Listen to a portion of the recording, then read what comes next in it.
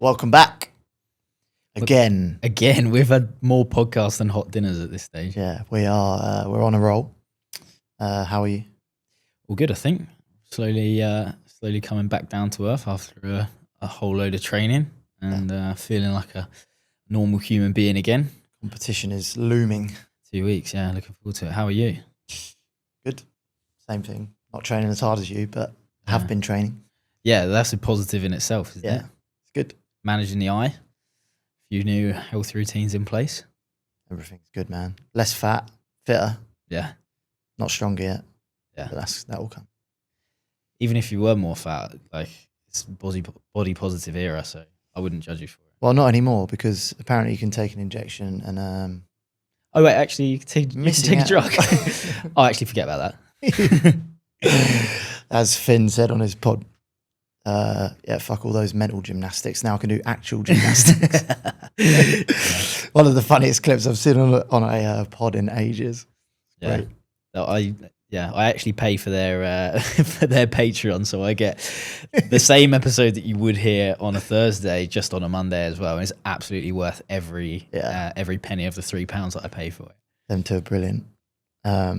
Just listening to them talk about history, but it's obviously delivered for people that don't take it too seriously. Do you know what I mean? That's the thing. It's a history podcast that doesn't actually talk about much history and definitely not accurately with the history that they do talk about. It just has the pinpoint of the topic. They just create stories in their heads. Just go on so many tangents. It gives me a lot of inspiration and hope that maybe we could get into a history podcast as well. We actually did that with Dr. Burpee, but probably not enough tangents to satisfy. Dr. Burpee, GPP, that's good. Yeah. Not out yet. Not quite. It's coming. Today, a little bit of a mixed topic. Going to talk a little bit about the sporting qualities that carry over into different tasks and fitness domains. It's quite an interesting topic that I think myself and you on the sofa at home talk about we used to talk about quite a lot when we lived together, didn't we? Yeah, until the roof fell off our house. Until our house capitulated. But yeah, just a bit of a general topic, to be fair. I've got like all different sports here and the carryovers. We'll talk about the inverse of that as well, like the fitness qualities needed for the sports. And then we'll get into some more specific stuff like squatting, hinging, some proper fitness chat. But yeah, one example of a guy recently would have been the Welsh rugby player, Rhys Zammit. Yeah, Louis Rhys-Zammit. Louis Rhys-Zammit. Yeah. Went from rugby, didn't he, to the NFL. Maybe it's because he wanted to wear more protection on. I'm not sure about that, but he was an extremely good athlete, right, in terms of his physical or his athletic qualities. Went there, tried to make a dent in it. I think he's come back to rugby now. Yeah, I've heard that he's come back to rugby. I don't actually know how well he did. I think they were impressed with him through the combines and things like that, as you would be, because he's a raw talent and, not just talent, he's got the raw qualities of an athlete, speed, explosive power, strength. But to be honest, I don't know how well or how badly he did actually in the NFL. Yeah. Yeah, so it's kind of it is a very different changeover, I guess, because you go from handling and offloading to just catching. Yeah. And at higher velocities. It's one of those things, isn't it? Whereas if it was at a lower level, the carryover is probably a lot bigger. And I think we've spoken before about how we can easily underestimate like the niche sometimes. But if you're going to pick anyone, you pick the best athlete, don't you? If anyone's going to go across, it's the best athlete. Yeah. Yeah, it's interesting. Like people say it's very similar, they're just padded up, but it's a completely different sport. You've got a few players which have done it and some which have done okay as well. There's Jared Hayne, who's a rugby league player, Australian rugby league player, like one of the legends in Aussie rugby league, went over and actually did really well. And although he's an incredible athlete, he's not probably on the same level as what Louis Rhys-Zammit was in terms of his raw qualities, but maybe just his ability to like read an open field was just that little bit more suited to his position that he was playing in the NFL. And even him, like he had like 1 or 2 seasons with the 49ers and then expired like everyone else does. But he was a lot older when he went over. Yeah. So yeah, interesting to see that carryover. I think maybe the like the English, Australian, like New Zealand world probably have a bit more respect for the NFL than the NFL does have respect for the rugby world, I think. It would be quite interesting to see some NFL players come over. Yeah. Just get battered. That's the thing. Like obviously physically they're in good shape to take a beating with padding on, but like the constant bombardment there's no like rest or break in play. Yeah, that's it. It's the repetitive nature of it. Yeah, it's completely different, right? Yeah, I think you can easily psych yourself up, especially when that's what you train for like an explosive burst, a massive impact. Then you walk off the field and, you know, the defense or the offense come on the field and it changes completely. You have a rest.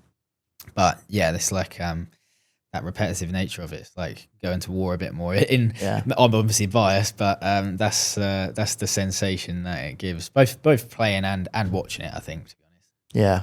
I'm not sure what his reason was for coming back to rugby. I listened to a couple of interviews, but it was a little bit like kind of skipping around the subject of like why. He's really young as well, right?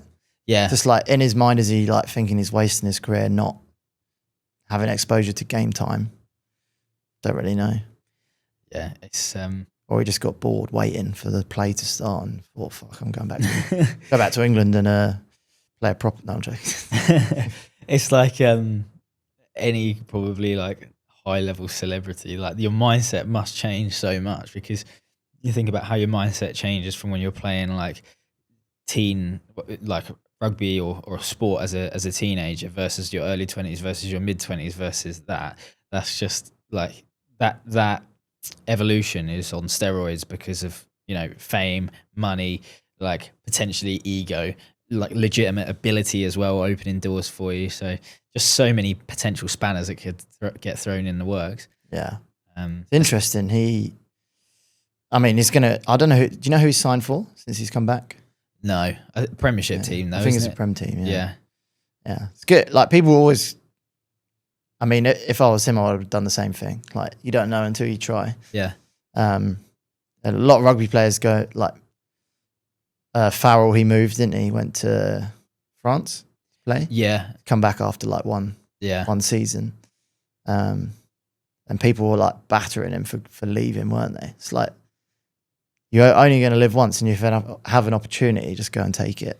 I think people don't realise the repetitive nature of like a professional athlete's life, especially if they're in the same team. Like they're probably looking for a bit of spice from other things, which are still going to keep them on track, you know, without going off and going mental on the piss for 2 years or whatever the temptation might be. To go and play in a different country, like unreal experience, different language, so definitely more money in France, to be honest, because I don't think they have salary caps the same way we do in the Prem. But yeah, you've got to get that kind of variation from your life one way or another. And if you've got to stay on track, be consistent, and still be the best athlete you can be, what other option is there to do then other than go and playing in a different country? Yeah, and he's obviously back, but he's probably come back with a like refreshed mindset as well. Yeah, he could have even from all over as well. He could have even been in the mindset of like thinking about retirement, and then he's thought, "Oh, I might go over to France, see what it's like." Could have like prolonged his career maybe now. Yeah, come back with like a refreshed mindset. He's had a break from. I think when you are somewhere for so long, it can be quite consuming.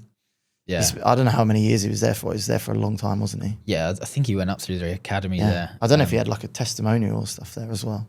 Yeah, quite possibly. But imagine doing that for coaching. Imagine people approaching that in the same way, like you know, going and doing an exchange program with another country where you have to coach. In Spain, imagine going to Spain to coach CrossFit. You just have to learn to do so many filler words. That's what they call coaches at talk lows, don't they? They call them the Spanish coach. Oh right, just like heard that. Bombard words at people. Oh yeah, okay. But that's just like their language is like they just feel. Yeah. If someone's lifting, the coach will just be like just giving them like every cue, like throwing everything till it sticks. Yeah. What you'd have to do is get really good at pronouncing English words in the Spanish accent, because they still used it at, the English terminology for all the movements, but it would be like a pull up or trastar. So good. You can joke about that because you're fluent in Spanish. Algo como así. Yeah, it doesn't come off as well if I did it. But yeah, that was just one person I had in my mind recently that had switched kind of allegiance of sports. Do you have any off the top of your head you can think of? Mentioned Jared Hayne.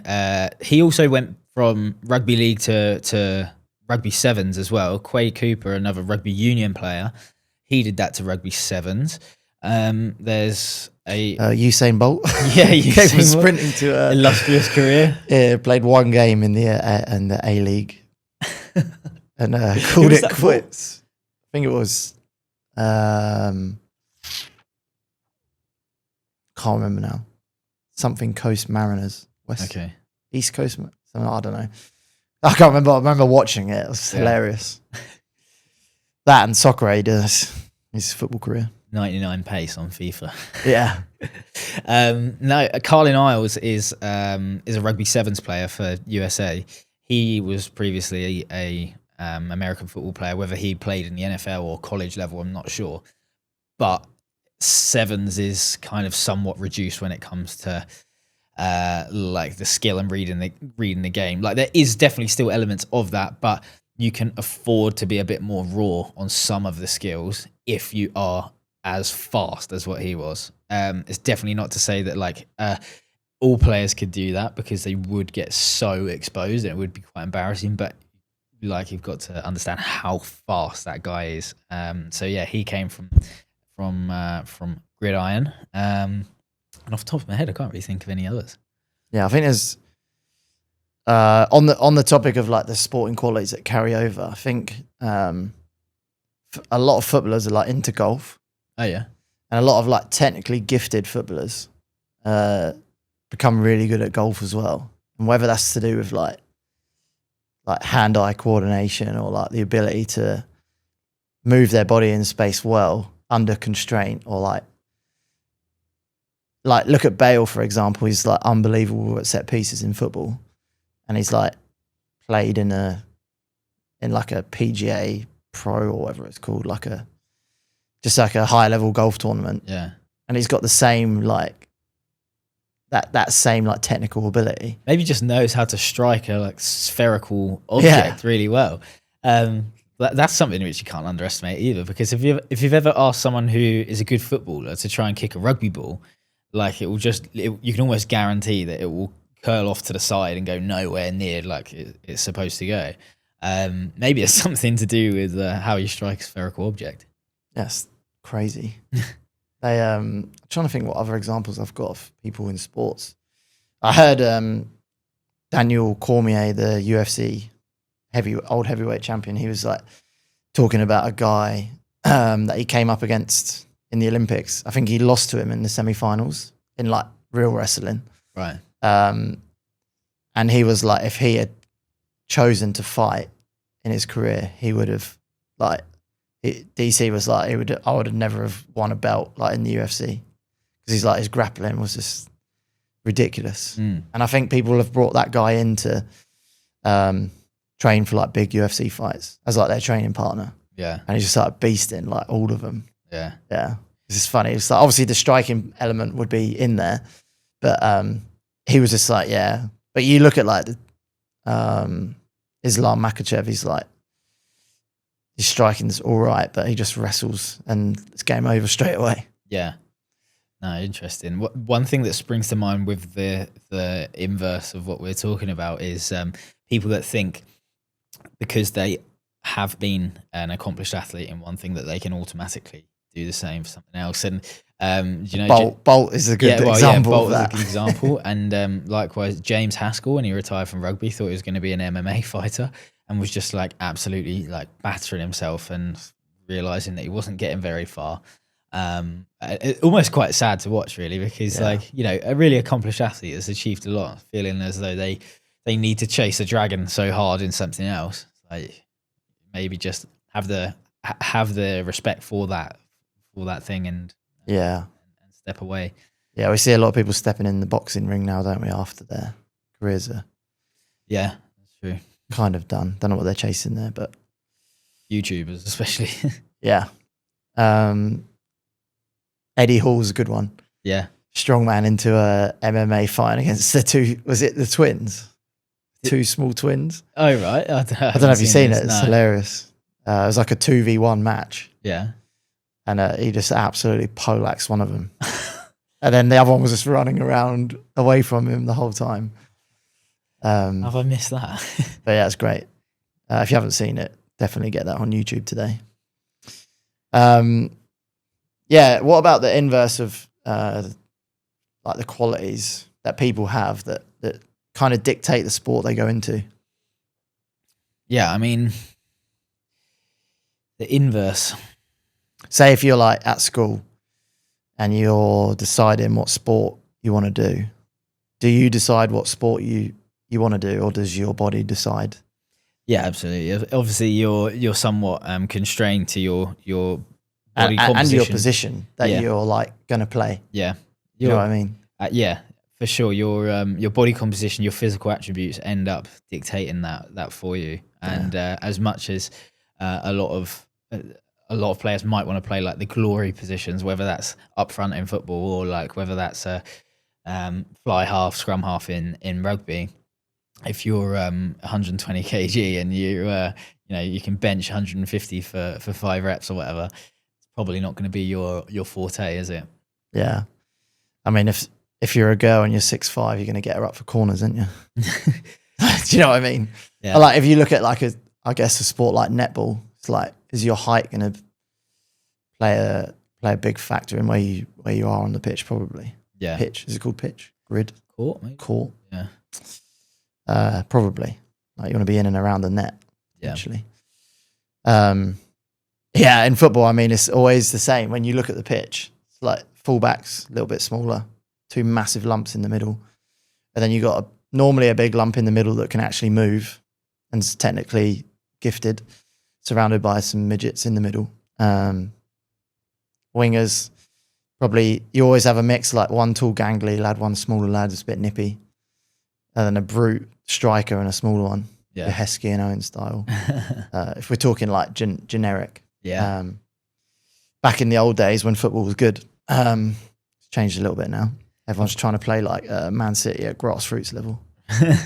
That makes me think of an interesting question for you, actually. If you were creating the perfect athlete, what would their metrics be? And they've got to be good at everything. They've got to be good at everything. Yeah, or as many got to be good at as many things as possible. Okay.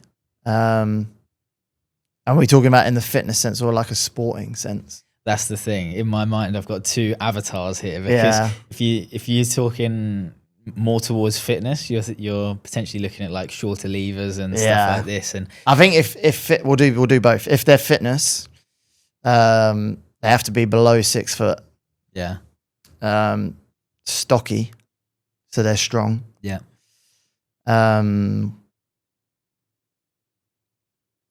Yeah, big fitness base. Are you going long legs and a short torso, or short torso and long legs? I'm going short legs. Definitely short legs. Yeah. For the I just hope no running comes up because they'll be fucked. Yeah, well, that's the thing. Do you know what I mean? You're a cover all bases. Yeah. No, I agree. Definitely fitness. Short femurs, really long tip and fib. With great ankle mobility. They can do pogos where they hit the ceiling, but yeah, they can't run a 5K. No, short levers for sure for things that are gym based, definitely. But yeah, for field based sports, I think for field based, 6'2" is a lovely place to sit. Yeah. 90 kg? 86. Yeah. Lean. Yeah. Lean, but lean like that weight's enough to have some good strength. Yeah. Yeah, you'll be good. You'll be pretty well rounded there, I reckon. Yeah. What do you reckon for a field sport athlete? I'm biased because obviously rugby, everything's just that little bit bigger in terms of body weight as well. But like I said, if you're 6'2", I reckon you've got to be minimum 90 kg. But at 90 kg and 6'2", I think you can still shift, like in term, like if you need to cover more distance, if you are doing something maybe a bit more endurance focused as well. I wonder what the average height and weight of a top level athlete is in like each sporting domain. I bet there's like an average that. Yeah, absolutely. It would be hard when you've got sports like American football and rugby where there's such a big variation. Probably more variation in rugby than you would get in American football, I imagine, because their like quarterbacks and stuff are still just big lumps, aren't they? They don't necessarily need to be covering more distance, so they've just got longer levers for I feel throwing. like in rugby back in the day you could pick the player's position from their appearance more so then than you can now. Potentially, yeah. I don't know what you think about that. I think you still could do it now to a certain extent, but you've got massive wingers now and fullbacks. Yeah.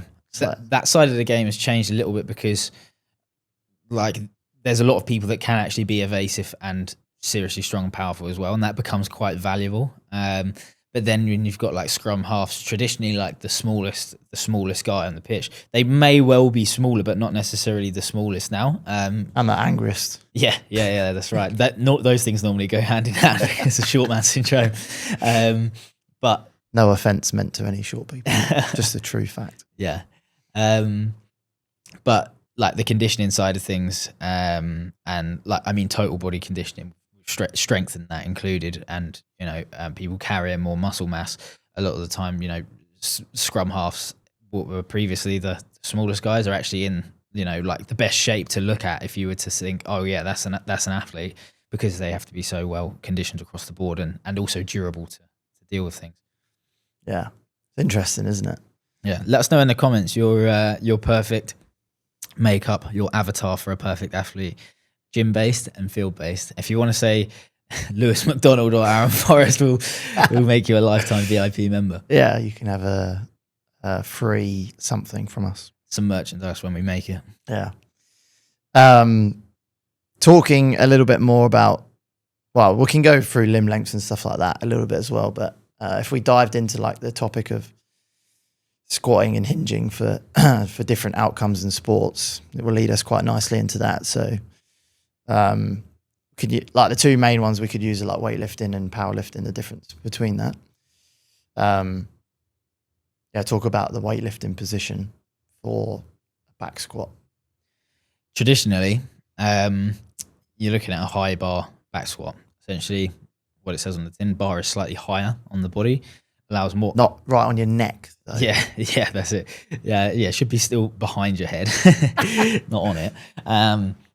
But yeah, in a high bar position, which is going to create a few things, going to make it slightly more quad dominant, and your torso angle is going to be slightly more upright as a result of that. And I think where people sometimes go wrong is thinking that they absolutely have to adhere to the most upright, the most quad dominant technique that they can possibly use, and that very often limits them when you look at the actual purpose of why they are back squatting, is to develop absolute maximum force through that position. You don't then need to tailor it to be even more demanding for your mobility and even more difficult to perform. On the flip side, you've got a low bar position from the world of powerlifting, shortening the range of motion as much as possible. Torso angle is much more forwards, much more reliant on the hips and the posterior, quite simply to move the most weight possible. Whereas, like, yes, with the back squat, you're probably looking to move the most weight possible. There might be some cases where you're looking for the adaptation to be more of a carryover, because in line with your whether that is for weightlifting, whether it's for CrossFit, not all the time, most of the time you're not tested on your back squat.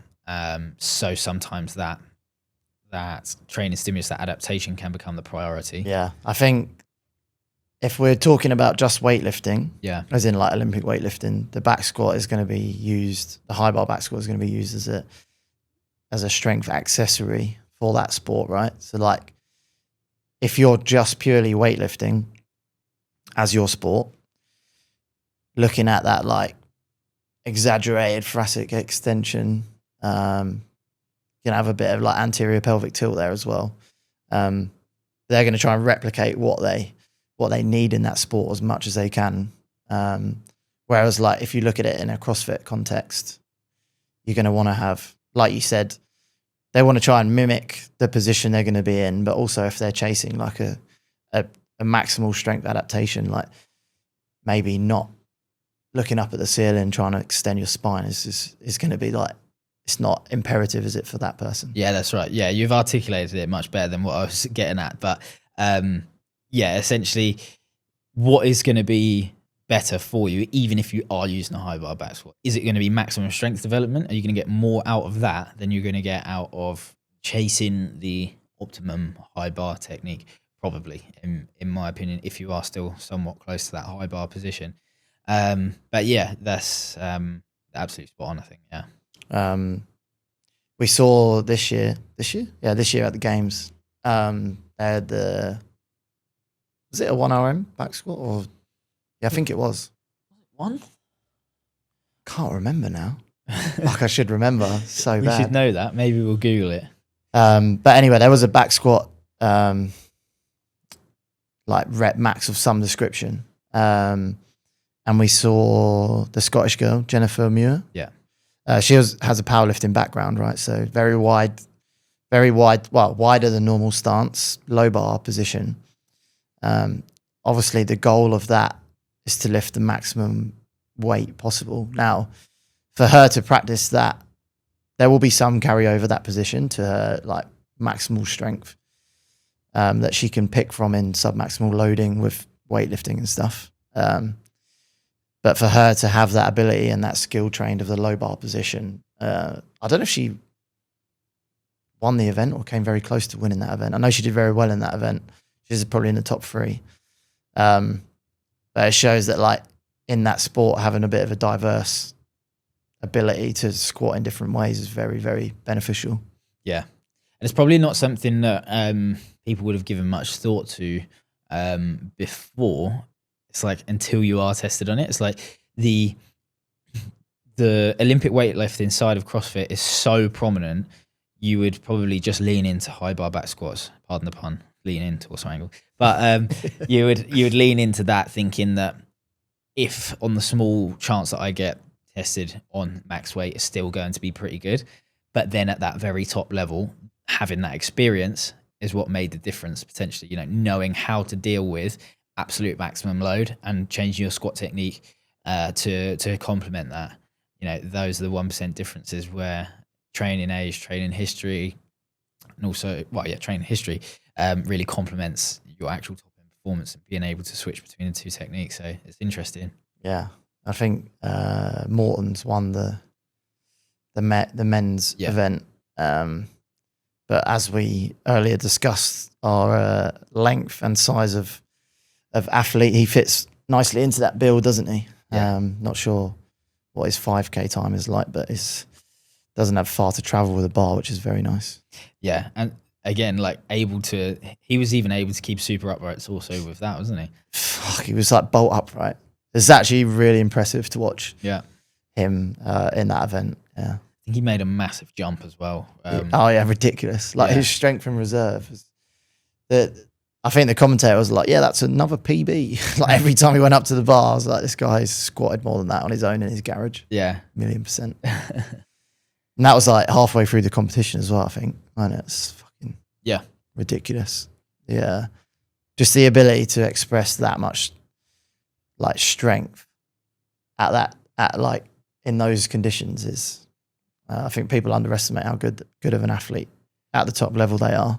Yeah, and there's a lot of things that kind of fill that bucket of strength in reserve. It's not just top end strength. Obviously, there's a whole load of that.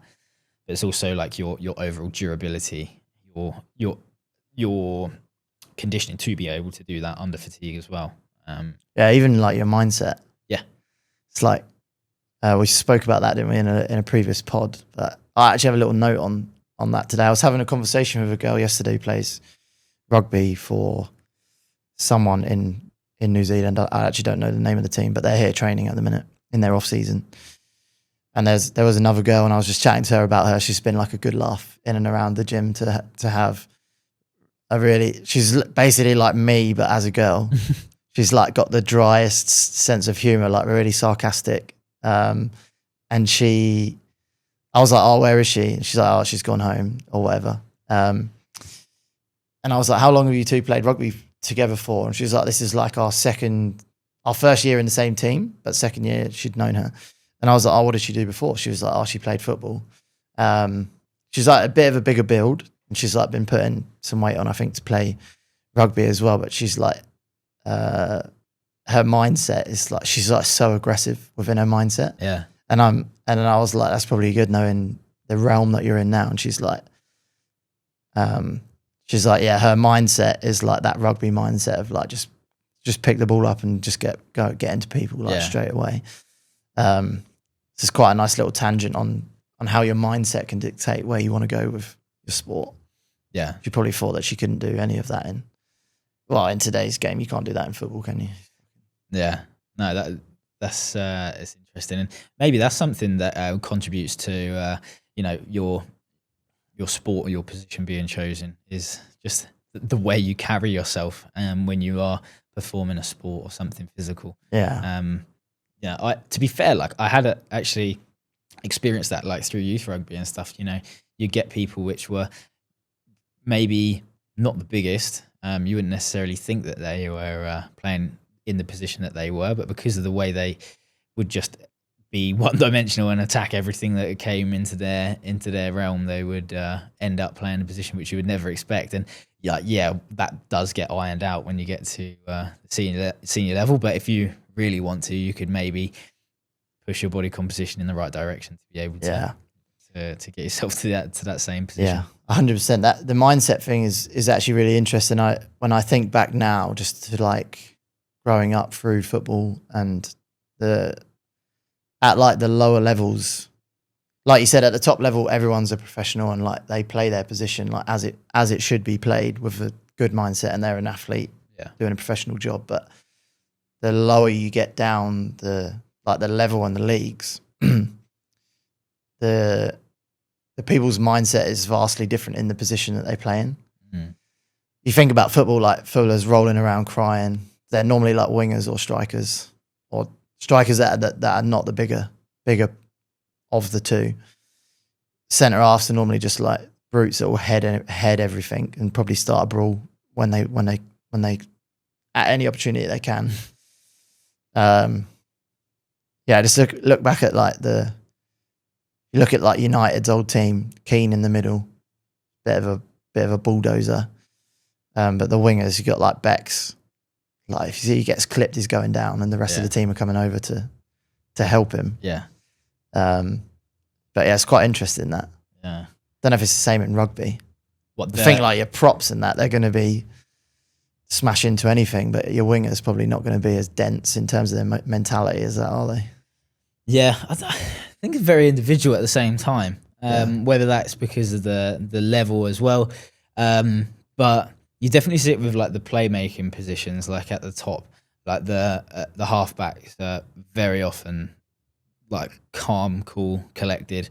Like probably my downfall is that I can keep a lid on all of the other stuff which is going on in the game and just focusing on perfect execution of whether it's a game plan, whether it's set piece and things like that. But then there is there is a bit of variation between people, which would always be quite interesting.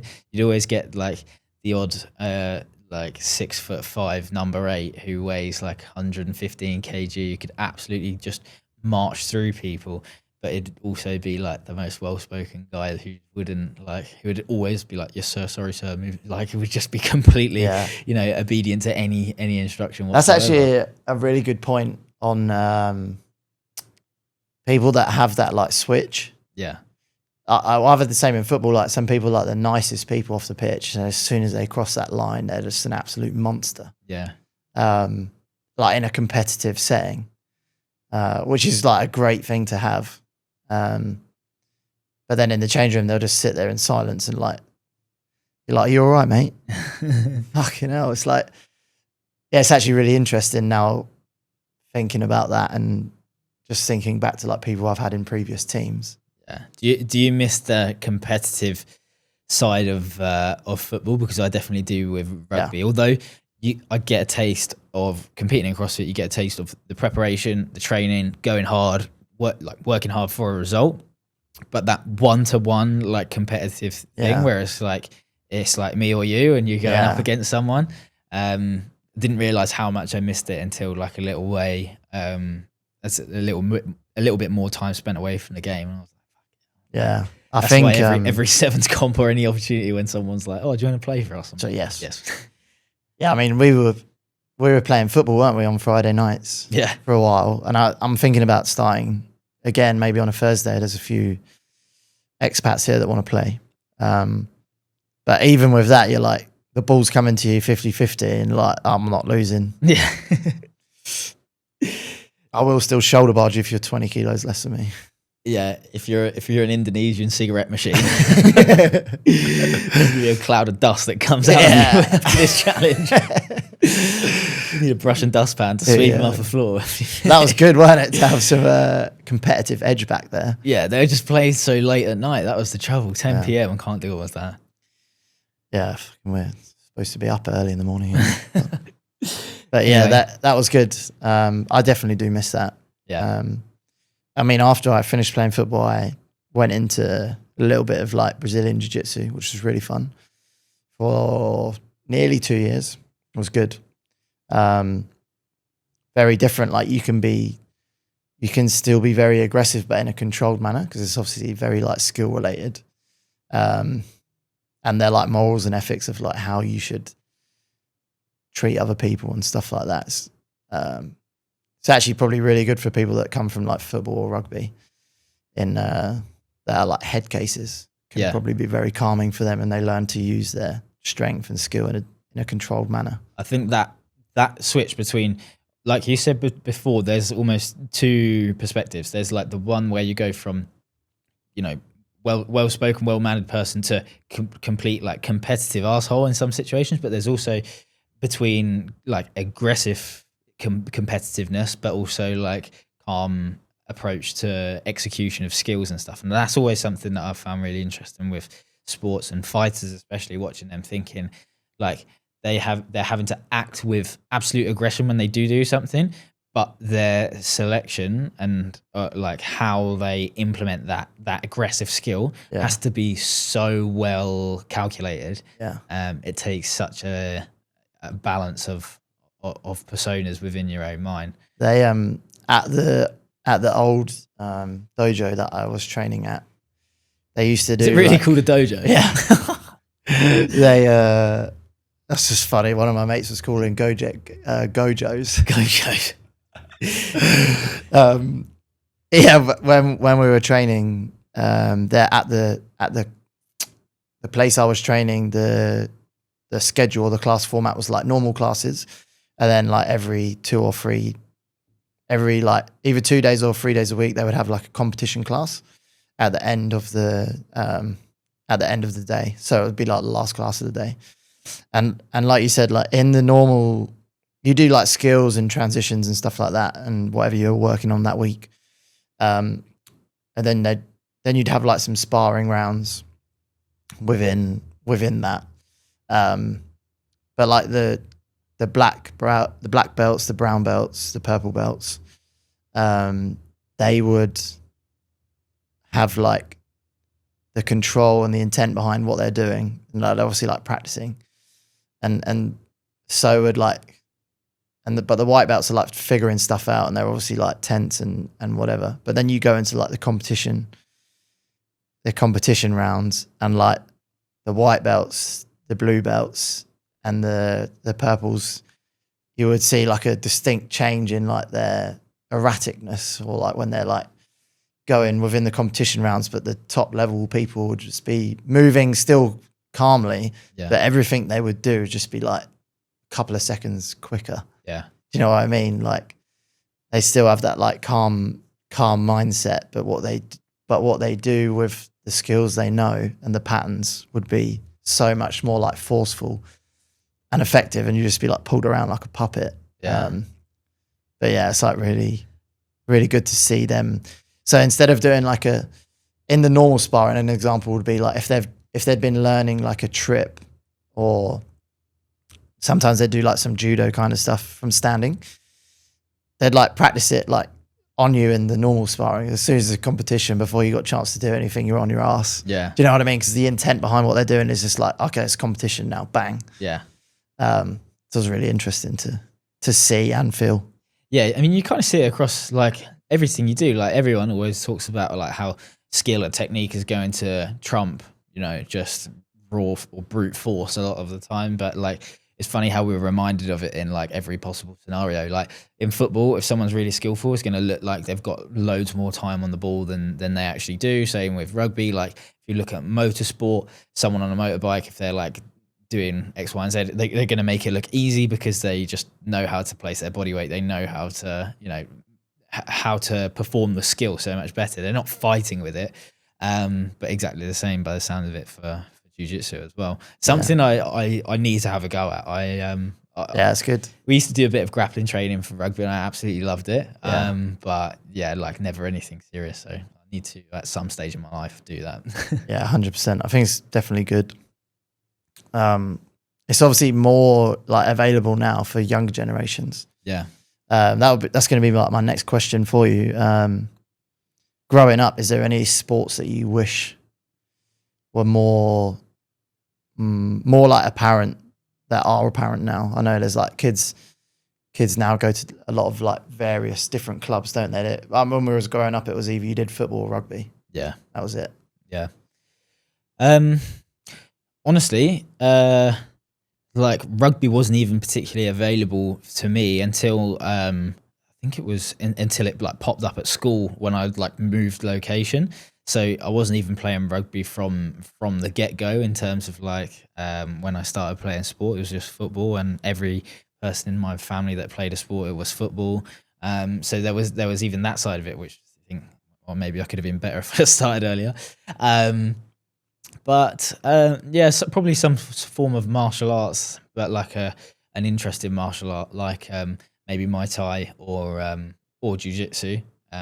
I seem to remember that the only martial arts like kicking around, pardon the pun, were karate, which I did for a while, and then just like European kickboxing, but everything was just so far and few in between, and it's like because it was few and far in between, like your friends didn't do it, so you didn't do it. Everything just gets channeled into like your social group, I think, doesn't it? And like that's where you see people getting accolades. That's what you start to think's cool. That's what you start to think's admirable. So then you just switch off to a lot of other things.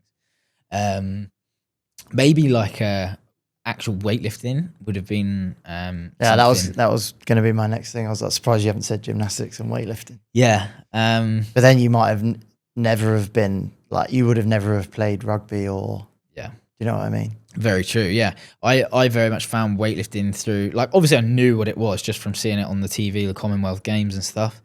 But then like had my first touch on the barbell when it was just training for rugby, and just like, thought it was an interesting way to move like dynamically.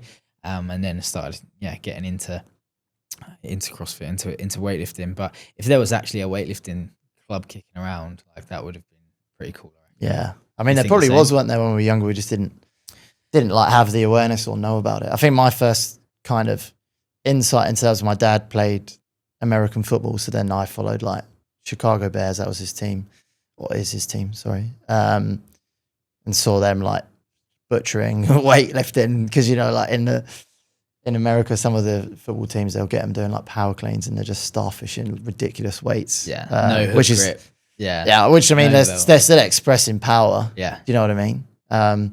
But then from that, I was like really into athletics. So I remember watching like Dwayne Chambers and people like that, and they were doing a little bit of like S&C weightlifting, kind of still very raw, and like no hook grip and stuff like that as well. Yeah, that's interesting, because they're like two things which are quite almost intertwined with the States a little bit more. If you're looking at it as a spectator, like obviously American football, but there were some amazing track and field athletes.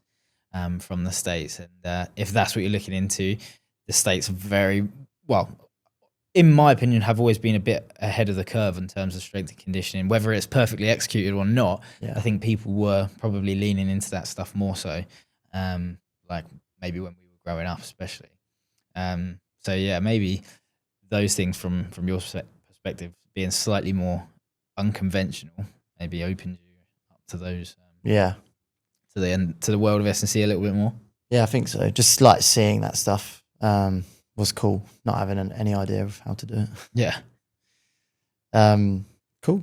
It's been a nice little mixed bag there. Little pattern interrupt for the listeners. Yeah, it's good. Any closing thoughts on sports and sporting qualities or athletic qualities? I think probably comes, obviously we're talking about our childhood and what we've done in terms of playing sports, but a lot of people that we maybe know that are having kids, even coaches which I've come across that have coached me and have then had kids, I've heard them talk about how they just try and get their kids to do everything and become like super well-rounded or well exposed just to see what they like, what they don't like, and almost like just ticking things off the list as to whether it's like legitimate that they want to actually push on with it or they just want to get it out of their system and move on to the next. So maybe if you're listening thinking where do I push my kid for their professional sporting performance, just do as much as possible. Yeah, I think it's well-rounded, isn't it? I remember as a kid we used to have like like in the school holidays I used to go to a sports club. But it was like every sport, like football, rugby, cricket. Do you remember the old blue cricket stumps and the blue cricket bat? Yeah. With the orange ball. Yeah. All different stuff like that. I had swimming in it, had everything. And I still became a shit athlete. It's funny. We used to have football camps, and it was always a football camp, every single one. I used to do loads of them, like Premier Soccer, or whatever it's called. Yeah, you might actually know the same guy, Steve Roberts, STR.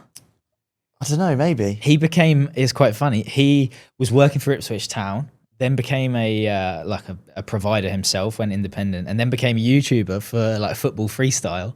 Really? And he was like one of the first YouTube football freestylers. It might even be on a DVD that I have. I think it's called SCR Skill School. Still his YouTube. And my as well. First football coach on one of those. This is really weird. It's just coming to my head now. My first football coach, on a Premier Soccer thing, like a school holiday football camp, was from Dis. Oh yeah, yeah, which is very close to where you live. Clem, and he's like really, and then he coached me when I was at school, like primary school, and then when I grew up and I was playing at the age of 23, he was my manager at a men's team that I joined. Yeah. It's like full circle moment. Great guy. I think he works for Norwich Football Club now. It's interesting, isn't it? Awesome guy. Those kind of community, like what do they call them? Community rugby officers or football officer, whatever they kind of label it as, actually have quite a big impact, like to the right people, don't they? I remember the first interaction I had was an Australian guy, Dave. He's the one who actually got me playing rugby to start with. And then like I remember I kind of just like forgot about rugby after going for like 3 weeks or something. I couldn't get a lift. Like it was a nightmare trying to get to the rugby club. And then he was like, "Oi, you haven't been at the rugby club for the last 2 weeks." And I was like, "Oh yeah." He's like, "Why not?" I was like, "Oh, I couldn't get a lift." And he's just like ironed it out. He's like, "Right, you get there," in his Australian accent. And then next thing you know, like I'm playing for God knows how many years afterwards, and he's checking in. And then he like came back the same, started coaching our youth team a while, and he'd like message me and check up how's it all going. I think people often forget like the influence that people have had on them. Yeah. Just like subconscious.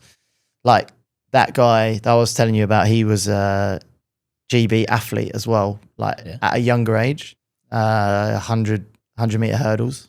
Is it 100 or is it 110? I don't know. Pretty sure it might have been longer back in the day. Yeah, that seems right. Meters? Slightly longer, yeah. I think he did that, and then he was one of the coaches, and the other coach was a guy called Matt Mitchell-King, who then went on to play for Histon, was the club that I played for, but he played for them at the height of their like trying to get into the football league. Then he went on to become a professional footballer for Crewe.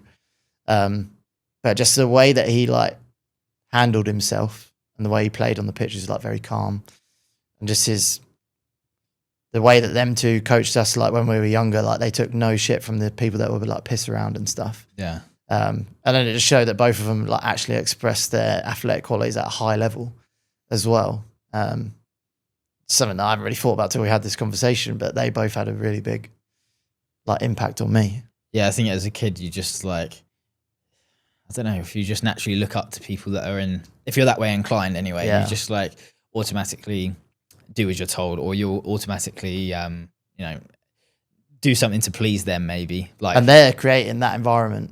Yeah. The same as like we try and create the environment for our clients to have that mindset of like getting better. It's quite an interesting like pattern, isn't it? Yeah. Think about. I just remembered as well, that coach, Australian coach that I was talking about, I ended up doing my work experience with him as well. Really? Going back to all the same schools, including my school, Nice. to coach other kids. It's pretty cool. Yeah, and he took no shit from me there as well. So good. I've really enjoyed this one. It's been good. Yeah. Tangent City. Yeah. Like, share, subscribe. Tell your mates, tell your families, tell your girlfriends, because they'll tell their mates everything. And hopefully it will spread down there. Yeah, all the help is really appreciated. And if you can get us up on your TV, take a picture, tag us in your story, we'll give you a repost. And it all helps to spread the word. More exciting guests coming in about 2 minutes when we record the next episode. So looking forward to that one. You lot have to wait a week for it if we release it in order. You never know. Mm-hmm. Yeah. Okay, team. Bosh. Hasta luego.